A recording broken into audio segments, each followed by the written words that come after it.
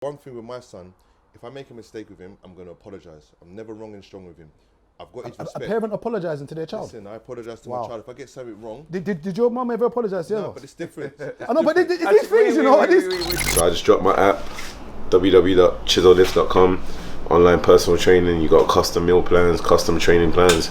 With training plans, you got a video showing you how to do all your exercises. You could log in your sets, your reps, the weights you use, and literally every month I changed up your plan. In the description, you got a code BESTU20 at the moment. You can use that to get a 20% discount for life. I think we have to, with what you touched on in regards to glorifying the negative stuff, and I think that's a big problem within our community. And I know we use the word BAME, and I think it's fair to say that I think we need to take the B out of BAME. I think we have our own issues separately to everyone else.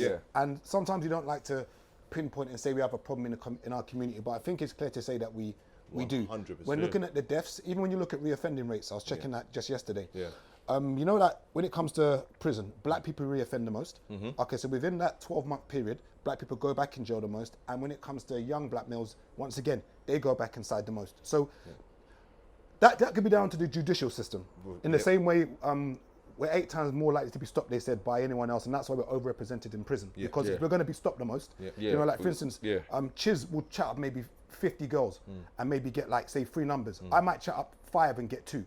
Bearing in mind, he has got 3 girls. He's mocking you, bro. Hey, high five. Hey, come. High five.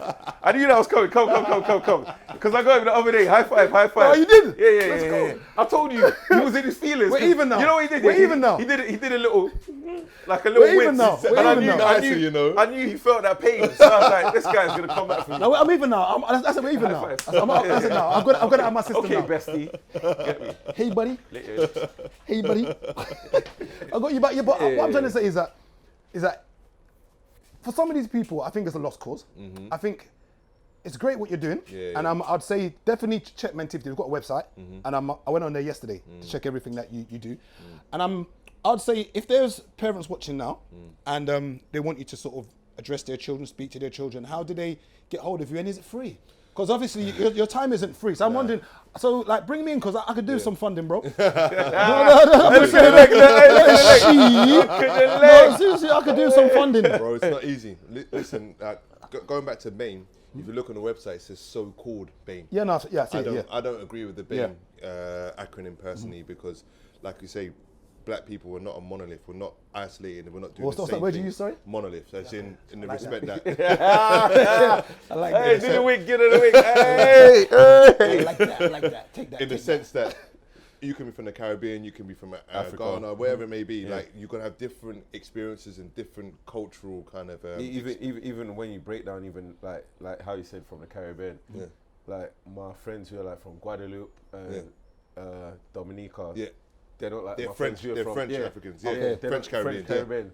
And the same way even in West African where our Ivorian friends are not like us Nigerians. No. You get So what I'm what's your saying? background, sorry, as in, where are your parents from? So Barbados and Jamaica. Okay, So, cool. but the thing is, like, even that, like, we're all African. Even using the term black, that upholds racism because it's a construct. Black and white is a social construct. It was created in the 60s and 90s. So even us saying that we're black, we're African descent. And this is why we don't get the justice that we need to in the justice system, both here and in the States as well, because before you're American, you're African. So the key thing for me now is, like you said, is about getting involved in Mentivity. You know, funding is it's a minefield because what you have now is that you've got white gatekeepers who are holding the money from the government, extracting money, and then giving little pots to people, and you're fighting. So again, you're in survival mode, trying to provide a service. Get rid of these middle ground organisations like UK Youth and Impetus and all these different organisations. They don't know what's going on in our communities. They're from rural parts of the UK, they're middle class. Why are they holding the money for us? Give the money direct to organisations like Mentivity, United Borders, you know, Aviard Inspires, and let them do the work. But the problem is that this system is designed to create young people, especially young black boys, to go into prison and into that system because it makes money. It pays them handsomely. It makes money. It makes money. So why would they change that system? There's more black boys in prison than there was as actual slaves. So if you put the numbers of UK and US combined, there's more black boys in prison than there was actual people in the slave trade. So they know what they're doing. Listen, it feeds into capitalism and going back to why these kids are doing what they want to do, because they see money around them. They see people, I want to get this car, I want to get this, I want to get that. It's all about what you can acquire, what you can get. And they're part of a capitalist society. So they're like, well, I'm 14, 15, how am I going to get a piece of this pie? I can't go through education and get this job and go and work for Goldman Sachs. I can go to the street because it's easier. From my perception, I can go make money. So that I'm going to do that. But young people don't see the risks. Like you said, they don't see what's going to happen in terms of the consequences. But, sorry to interrupt you, but you didn't see the risk. You didn't see the risk.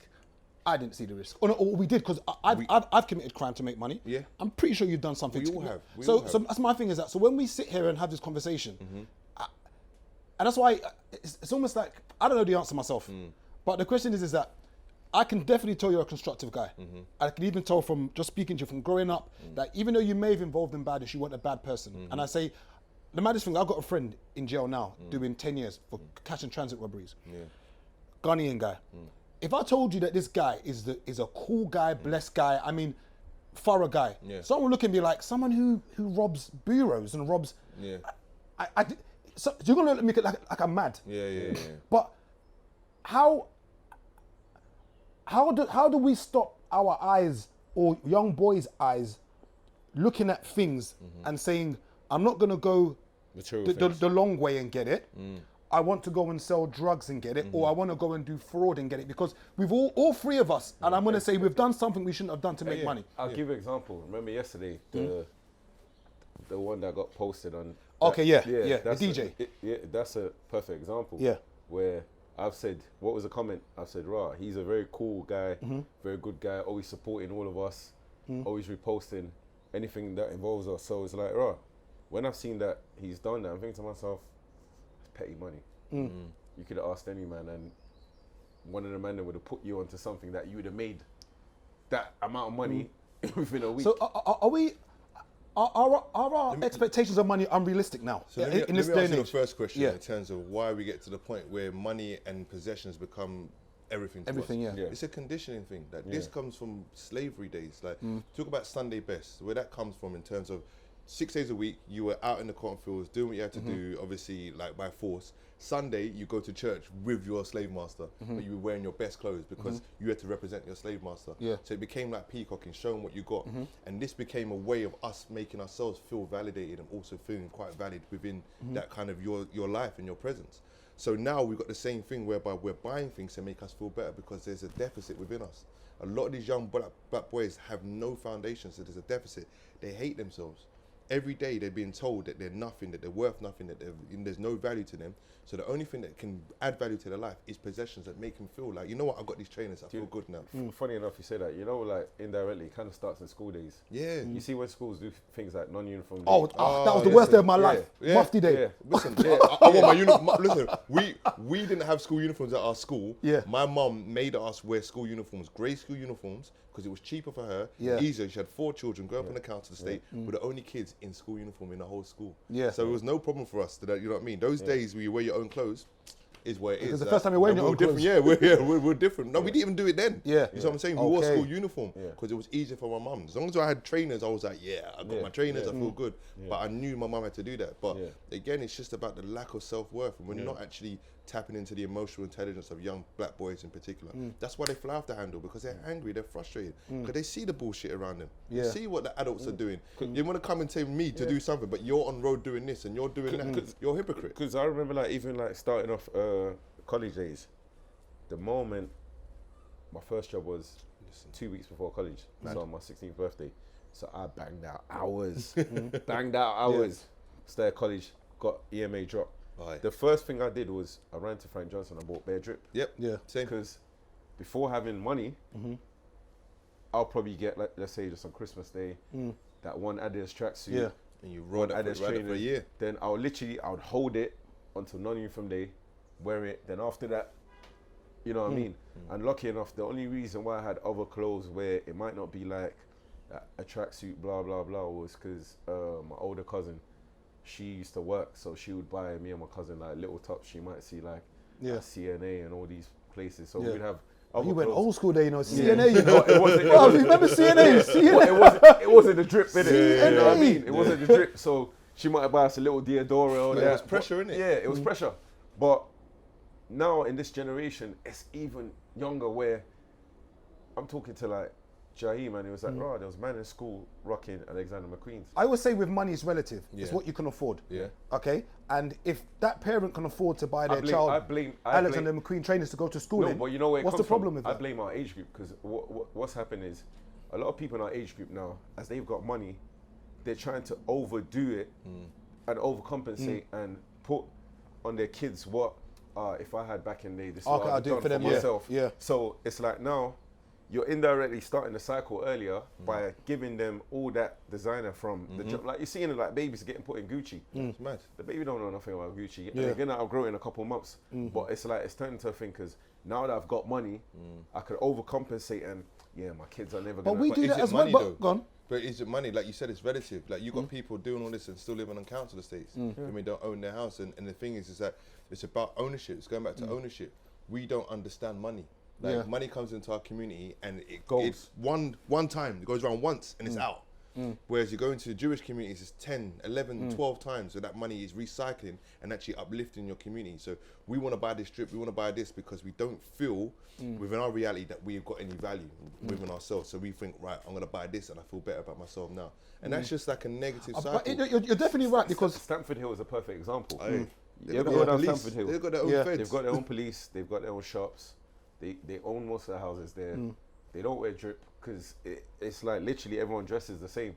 Like they've literally like got a community uniform. It looks like everyone wears the same style clothes every single day and all of that. So like where Cesar said the money is just literally just going in. It's not even coming out. So it's I smart. was watching an RA interview. You know the rapper RA, and he was saying that if all of the elders or the olders in each of these communities came together and had one, whatever you call it, some G8 summit in some town hall, some conglomerate, I personally don't think that's going to do anything, in my opinion, because when deaths have occurred, there's no, well, in my opinion, I don't think there's any forgiveness. So once again, with what you're doing, how, when it's gone too far, what do parents do if they've got a child now, for instance, who's living in zone 2 or in any of these communities? Is it as easy as just saying move away? Because sometimes we think if you're living in Kenneton or living in Summer Lake in Mitesfield or Angeltown, just move out. Is it really as, would you say that is as simple as just move out? It's not because you become victims of your own environment. And again, it's hard for parents if they want to move somewhere else. Again, there might be a support network around there. So moving from Kenneton to go to Newcastle is not going to make any sense. Still going to have the same issue. Young person's not getting the support that they need. But then parents, the pressure in terms of having to work 40-hour work weeks, both parents might be outside the household, might be doing all the right things for their child, but they can't raise that child because they've got to go and pay the rent and feed that child. So again, you can't just say it's people that don't care or parents that don't care, because some just don't even understand it. A lot of adults don't even remember what it's like to be children. I don't forget because I work with children my whole life. My son's 15. So I remember what it felt like when I was 13, when I was 15, when I was 16. I remember those things, but adults are too quick to judge young people. What are the things that you're doing now for your son being 15 that is, I'm going to assume he's not involved in, well, you're not your child 24/7, but I'm going to assume he's not involved, you've not had the police knock your door yet? No. And why do you think that is? Because we can use, this is clear experience now. So what do you think that is as to why your 15-year-old son has not, the police have not rang you? I'm assuming he's going through the school system fine. Yeah? And he's probably going to go to college now. And why would you say that your son hasn't fallen off the wayside? And what area has he been raised in, sorry? So he's been between, well, really, it's Bromley and Peckham, pretty much. Okay, so, and I'm going to say Bromley's a bit different to Peckham in regards to... He's in Ashford now. So he's with his mum in Ashford, which is totally different, which is 2 years ago. And would it be fair to say that, has that helped a bit, him being away from Peckham, being in Ashford?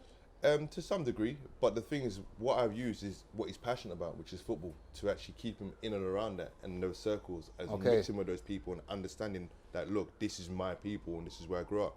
So football's been really, really key for him, because I'm using that to navigate his life just the same way I did. Because he wants to, not because I want to. Like, I love football, he loves football off his own back. But it's about really talking to my son, and get him to understand, like, emotionally where he's at, because I didn't understand that. You know what I mean? I've been in therapy for the last 2.5 years, since Raheem died, and that's been the best thing for me. So I talked to him about going to therapy, and I think very there's important. power, and counselling, massively very important. important. But there's one thing with my son, if I make a mistake with him, I'm going to apologize. I'm never wrong and strong with him. I've got his respect. A parent apologising to their child? Listen, I apologise to my child. If I get something wrong... Did your mum ever apologise to you? No, but it's different. I know, but it's these things, you know, but it's these conversations. Even what you're saying, just saying, sorry, you know what, son, I messed up. Yeah. Just an apology from parents. You don't get that. Because it's not the norm. No, but it has to be the norm because these young people are learning from you. Your children are learning from you. So what you do, they're going to become those very same parents. So I'm always thinking outside the box. And because I've worked in the community, it's actually helped me to be a better parent.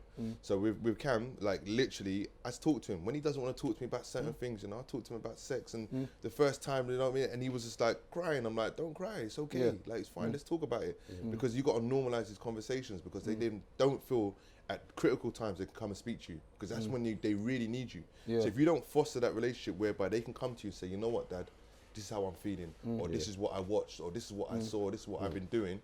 All right, cool, let's figure it out. And I call that guided discovery, whereby you're behind your child, you let them lead. When they drop, okay, cool, I'll pick you up, let's have the conversation. Not like, oh, all right, cool, we need to talk now, we need to talk now. You need to lead that. You need to be kind of more self-aware that something has gone wrong and come and speak to me, and then we can problem solve together. It's working in collaboration. And when you're working with any young people, even your own children, it's about that voluntary engagement. If they don't want to engage, you can't force them to do anything. Now you mentioned talking about sex with your son. Okay. Now, what kind of conversations are you having around that? Because I had sex young, very young. Of course, we all did. No, I had sex young, like young. Yeah, and my thing is that when I eventually had sex again, so the first time I was really young, like under 15. The second time I had sex, it was in some flats in Tesco 14th, literally up there in the flats. Literally, I probably lasted about 30, 40 seconds at most. So it felt longer to me, but 30, 40 seconds. But then my main person I had sex with was when I was at college. She was like a teacher, and she was probably about what? She was a teacher. She was about maybe I'm trying to think. She was probably about 7, 8 years older than me. And often we find in these scenarios that when, let's say your son's 15, so let's say he comes home and tells you, "Pops, I met an 18-year-old woman." Are you happy? Are you man to man? Are you cool with that? No, I wouldn't be cool with that. Because she's an adult. 18 technically by the law of the land, she's an adult.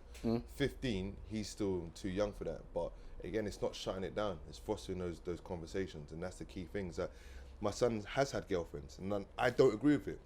But how do you stop it though? That's what I'm trying to mean. But I can't stop it. That's what I'm trying to say to you. But you're the dad. Listen, no, but you're big mentivity, bro. Listen, son, it doesn't matter. You're big mentivity, bro. I can't stop anybody from doing anything. All I can do is try to support you in making a better decision, but also offer you my opinion when it's valid. With my son, when he had his last girlfriend, I said to him, look, it's not going to work out. Sounds a little player in it, man. On the field, he's playing. But I said to him, look, that's not making it on and off the field, yeah? I had to drop him to his girlfriend's house. Do you know whoa there, buddy. Let me finish. Whoa. This is what I'm trying to say to his experience. I can't shut it down because young people are rebellious by nature. We were all rebels. Yeah, that's what young people do. So therefore, I fostered it and said to him, look, you're giving her too much attention.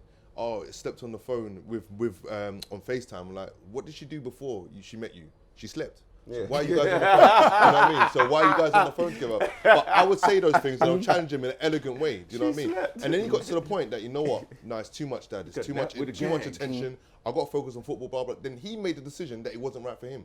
Not by me forcing him to do something, because then that's when you're going to get let me pull it back. So you said you've dropped him to his girlfriend's house. Yeah. So would you, what? I can only talk for me. Yeah. Up until the age when I got kicked at my mum's house when I was 21, there was no girl allowed to ever stay over. No, I didn't stay over. No, I'm just saying. I'm not saying. I'm just saying like even when a girl came to the bedroom, that door was left open. Of course. And I was 21. There was no closing door. One day I closed the door.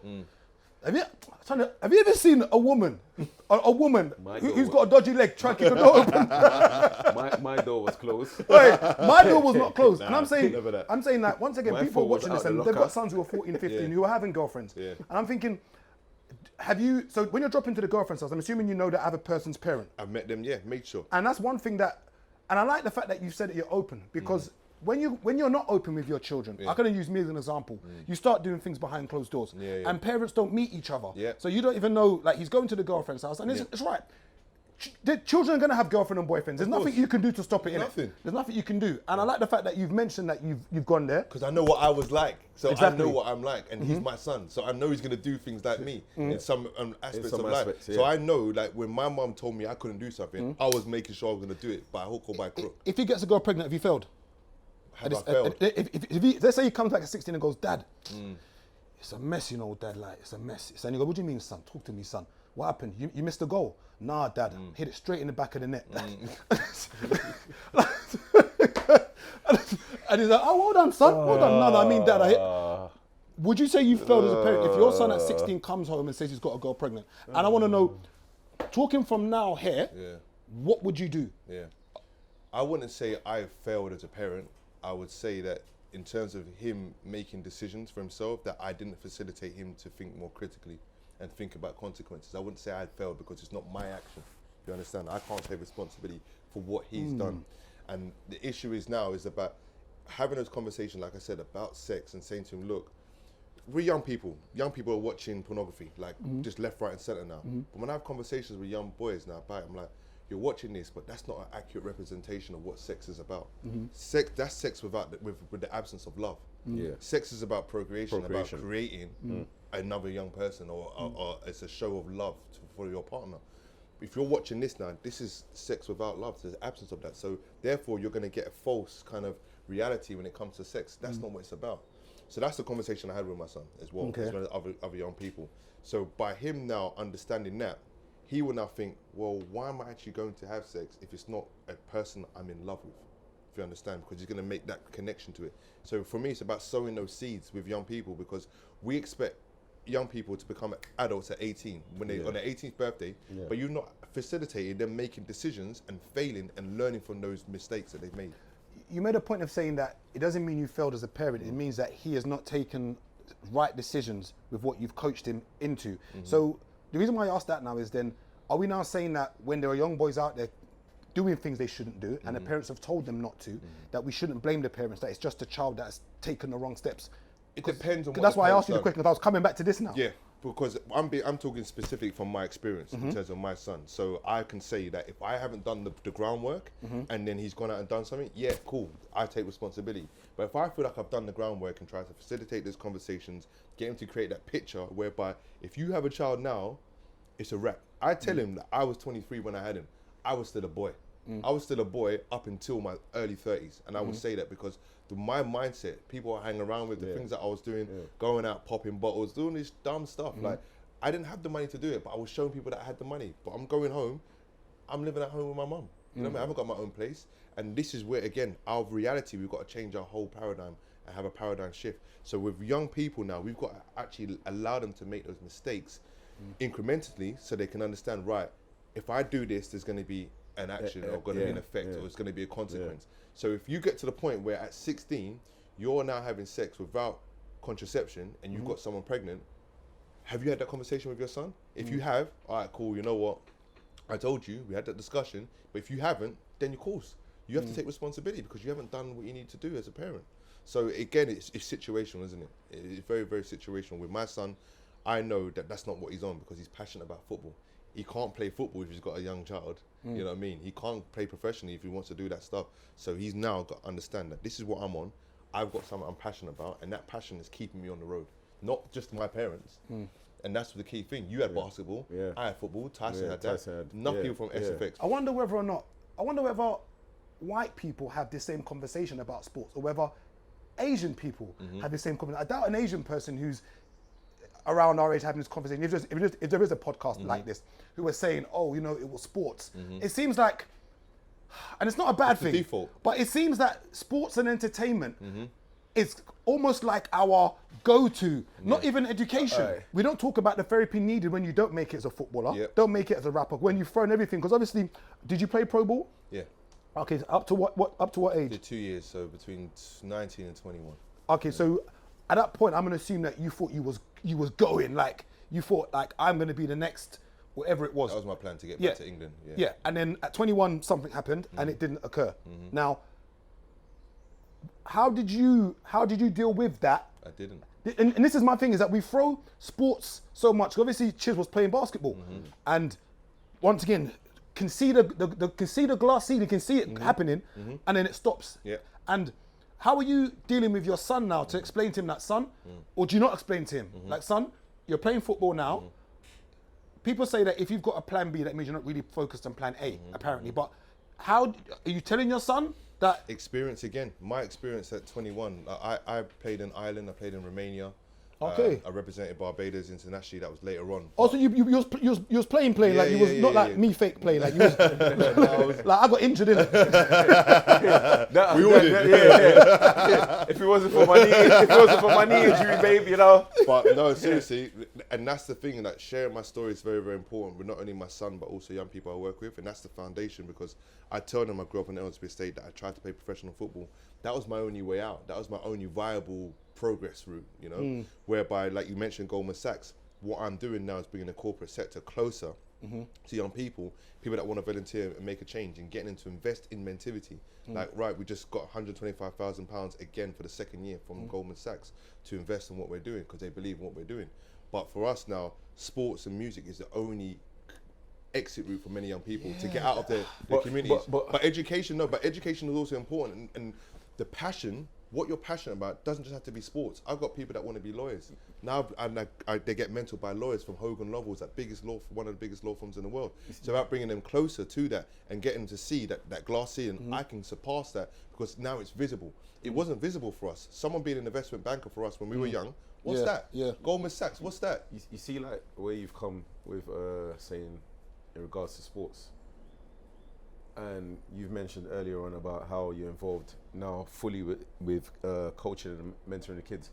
Have you noticed a pattern here where when we say like sports and music, a lot of times here, a lot of kids haven't got like a father figure around.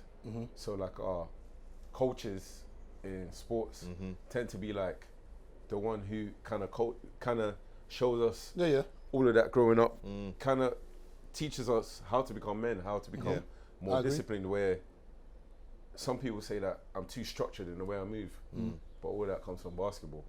Because my coach used to drum it into our head that, after basketball, what's next? That this is not about basketball in the bigger spectrum. This is more about life beyond basketball. So you're learning how to be on time to training. Because if you're not on time to training now, you're not going to play these amount of minutes this weekend. If you miss training, you're not going to start at the game. Skills. So you wanted to, you know what I mean? So in real life, you know that if you're not on time to work, it's a problem. So when I was asking you about the trauma of not making it, when I thought I was going to make it as a footballer, I was never that good. I was never going to be in the Premier League, maybe Division 2 or the Vauxhall Conference, maybe about £2,000 a week. Do you know what I mean? Not too much. But when I realised I wasn't going to make it, I couldn't watch football for a long time, and that's why I was wondering how you guys navigated, playing basketball, being able to dunk at whatever age you was. Wait, but you know how funny it is you say that? I couldn't watch football. Have you realised I don't watch football? Okay. Why do you think that is? Why? Remember I told you back in the day, I used to play football all the time. I used to play basketball as well. But I was better at football than basketball growing up. But when I've moved here, my aunt was like, you can't play no sports. So I've stayed at college with his Literally said that, no sport? Yeah, no sports allowed. So I wasn't allowed no after school activity. So I've started college with his brother and them, man. Then I've come there and they've said, we've got football academy. Then I'm seeing like my brethren Albert Jarrett already is at Wimbledon. Then. So I'm like, these men are already getting called up to. But was you good though? No, I was better at football. I was good at football. Was you good? Like, not me good. Like, was you good? Like, I'm not really good. In my area with my brethren, they used to say, how come you don't play football seriously? Like, you'd come in the playground and you'd be dubbing around. But what it was in our school, we weren't allowed footballs in secondary, but because we used to play with tennis balls, footwork became better. Just because you was always with a tennis ball. So in my area, when I'm playing everyone, because I was naturally fast and naturally strong, and I'm playing the older guys in my area, they're like, how come you don't decide to take football serious? I was like, I'm not allowed to play football. So it was like, when I've come to college now and I've seen all these men doing well, Jarrett had 2 days off college to go play football. Buck could have, before Buck left our college, he could have, he had... Well, as in Buck, as in gig manager Buck? Yeah. Well, you could play ball. Yeah, he was a baller, man. Buck was gonna be playing for England. Yeah. What do you mean? Buck is a baller. Yeah. Buck is a baller. Like in college, Buck had big legs and a small upper body. Like, he's a baller. Yeah. But when I'm seeing all these, man, I was like, teachers are like, oh yeah, so football academy training, blah blah. I said, take me off those days. I don't want to play football. And everyone's like, why? I was just like, everyone who's gonna make it in football is already so far ahead of you now. So far ahead of me. I was like, I don't even want to play catch up. So I was like, I don't even want to play football. So all the men them always used to wonder why I don't watch football. And when we were younger, like my aunt would take us food shopping and all of that. So by the time we come back home, she wants to watch. Remember, I was busting joke the other day about Sunset Beach and all of that. So that's when Premiership is on. Yeah. So I'm there thinking, right, I want to watch Newcastle or Man U, because when I was in Nigeria, those are the two teams that I used to follow all the time. Yeah. So I was like growing up there, I was like, right, share. So I've come here now, I want to watch football. I was like, I want to watch thingy. So instantly, I've just rubbed that football out of my mind. So like now, fast forward, when man, I'm like, yeah, football. I'm like, I'm so conditioned. Yeah, so far away from it. Like the only players I can remember is like the Romarios and DiBaggio and all these men from. How did you deal with it? You know what I'm saying? Early 90s. You said you're playing for Barbados. Yeah, so that came later. You was doing, you could play ball. Yeah. And then, so what actually happened at 21 then? So I got scouted on the Ellsbury estate playing football, and then 6 weeks later I was in out. The estate. Yeah. I set up a tournament. And then we played this tournament, and it was basically winner stays on. And there was a scout there. He saw, and he was like, "Oh, do you like playing football? You know, would you play football in another country?" I'm like, "Yeah." So would you play it up north? I'm like, "Yeah, I'll do anything for football." And I was 19, and he said, "Who are you playing for?" I said, "Croydon Athletics, trying to get into the first team." He's like, "All right, cool. 6 weeks, probably have something." And then went out to Ireland, trained for an hour, and then got my first pro contract.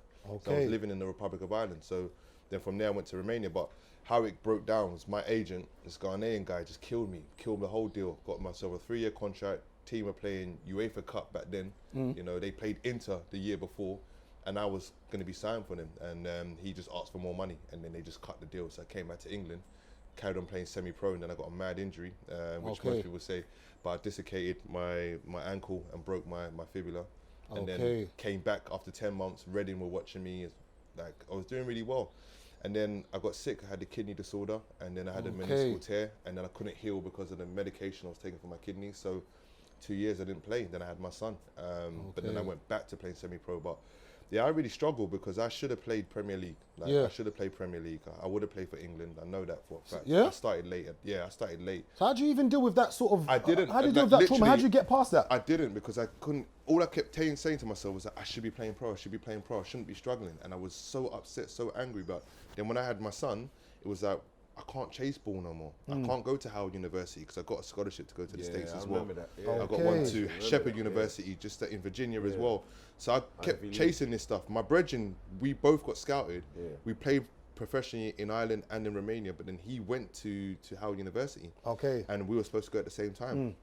I didn't have enough the right grades to go, and someone messed it up. So he went. He's still there now, 17 years later. You know, so I was consistently struggling with that, really just angry at myself. But then coaching was how I found a bit of safe space, and then I went back to playing semi-pro, and I was like killing it at semi-pro. I never played higher than probably Ryman Prem, but I was killing it. I represented Barbados at the age of 29, playing semi-pro football here.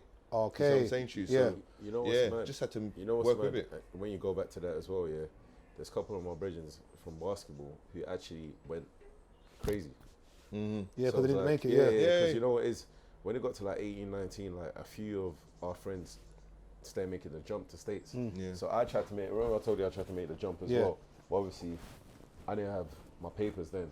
So it was like, if I did do it, eventually like a few years later, when the last year I stopped playing ball, I had another opportunity to go.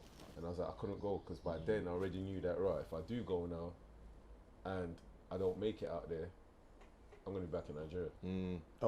So it's like, you know what I mean? So it's like, something has to give in it because I didn't have no papers. If I had my passport then, I could have just dipped with everyone else. But a couple of my brothers, because it didn't work out for them.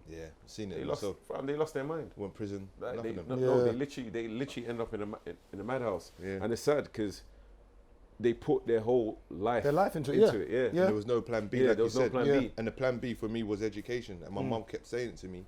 And I started working with young people around 2006, really like in schools and doing a lot of that kind of teachers and assistant stuff. And I realized, I can really build relationship with young people And for me, it was about impacting young people. That was the key thing for me.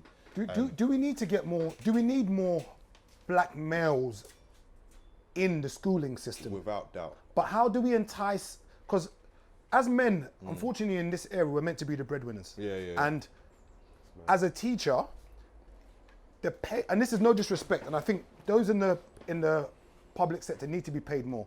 Meaning nurses, teachers, the people we need in the we need them. We need nurses, and the pandemic showed that. But if you look at what teachers are earning generally, it's nothing. Okay, I think last time I checked it was something like, I think it was just under 30k. Now, it's chicken change, bro. Now, as a man, how do we entice men to get into the schooling system? Because when we was growing up, we fed the male teachers. We didn't care about the women teachers. They were men. It was when the man teacher came in and said, "Rrr," everyone was like, "Whoa." Now, how do we get more men into mentoring? For instance, you're talking about these big contracts you've got. So I'm gonna make a wild assumption and say, obviously everything needs to be accounted for. You know, you can't just collect 150 bags from Goldman Sachs and go to Barbados with your friend on a work holiday.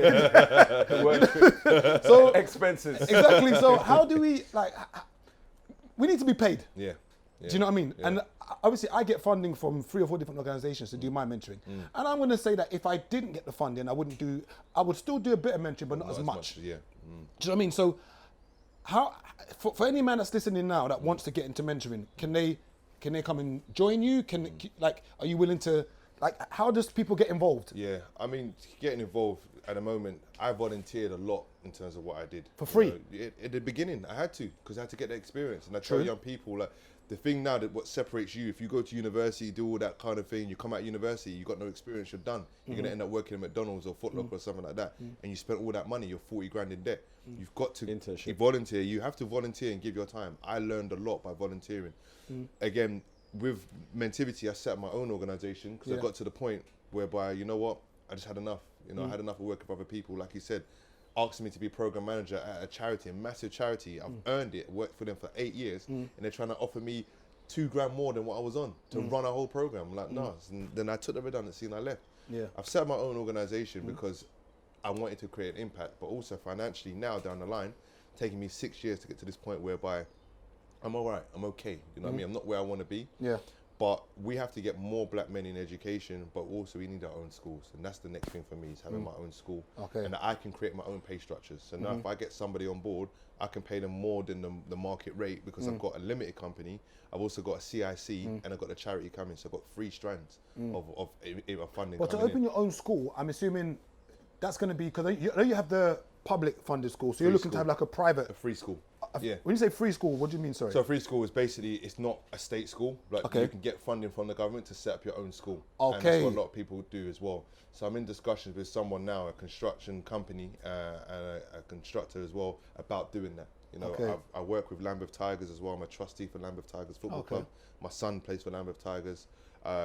We've got a 30-year lease at the Griffin. At the Griffin sports ground in Dulwich Village. We've got a 30-year lease for that. So we're going to get the changing rooms redeveloped, get an international match standard AstroTurf pitch.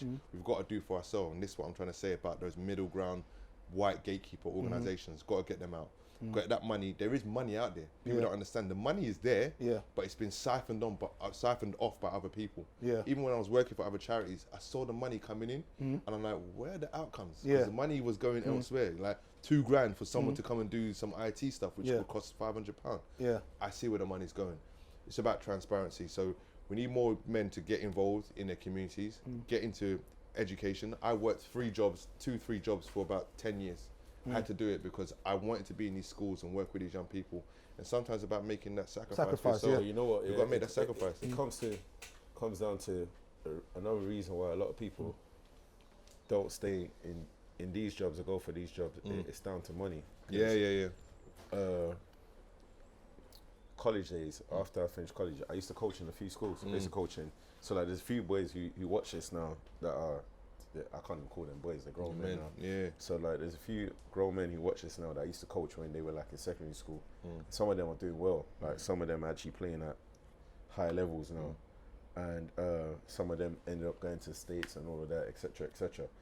But the reason why I stopped, when they asked me, why did you stop? you give a school an invoice. Oh, they bro, take you don't get me 4 started. months to pay you back. I'm So on imagine- them, though. I'm like imagine- Suge Knight when it comes to Yep. that. So imagine now, yeah, there's 5 schools owing you money. Yep. You're like 22, 23, and you're saying to them that, oh, I haven't been paid in this amount of time. You haven't paid me, this school hasn't paid me, that school hasn't paid me. So it's got so bad that I haven't got enough money to make it on time from one school to the other because I can't even afford. Yeah, to get like a taxi or whatever. Yeah. So I know that I'm having to ride a bus to you know what I mean? So my time, it's getting played with. So now it's got to a point where I'm running them down, and eventually one day I said, right, you know what? This is going to be my last week in all these schools. And I was like, keep the money. I didn't come back. And since then I ain't coached. Like, I just literally gave it up. And the thing is, I liked helping kids here, and it goes back to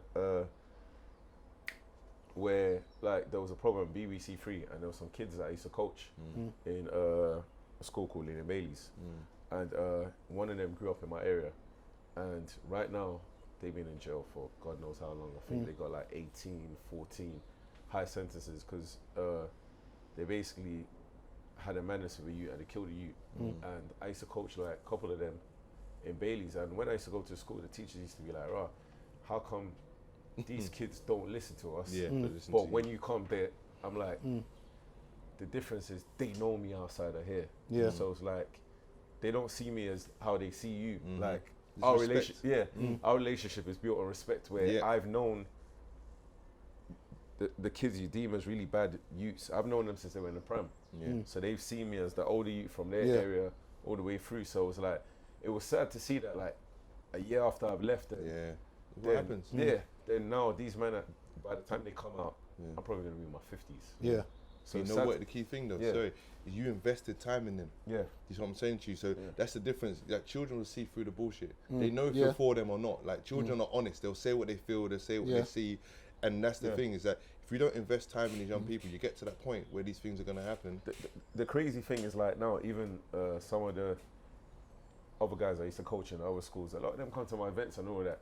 So when I see them, I'm just laughing. And when they say sir, and it's respect though, isn't it? It's just like, oh, in my head like, don't call me sir. Like, you're now grown. You're like a big 27-year-old man. You don't need that's to what call we've me lost. sir. We've lost that in the community. We've lost that respect for our elders. And back in the day, the respect was just because you were an elder, not because of what you did.